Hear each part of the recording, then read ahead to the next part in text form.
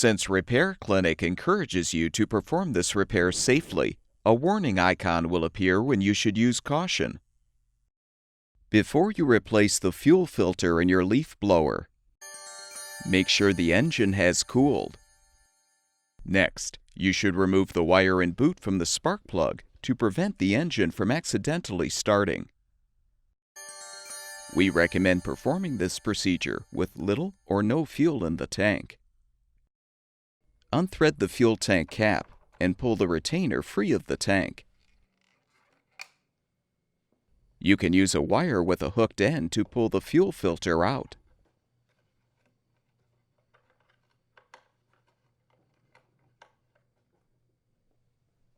You can use wire cutters to help slide the retaining spring away from the filter.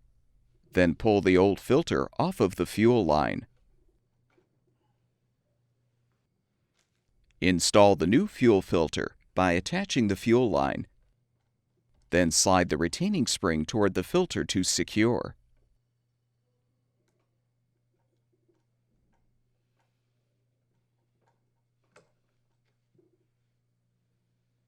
Push the new filter into the tank.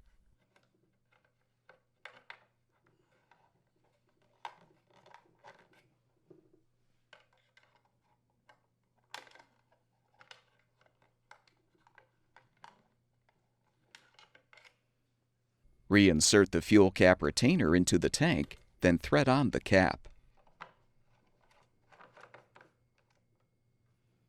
Reattach the wire and boot to the spark plug. Refill the fuel tank if necessary, and your leaf blower should be ready for use.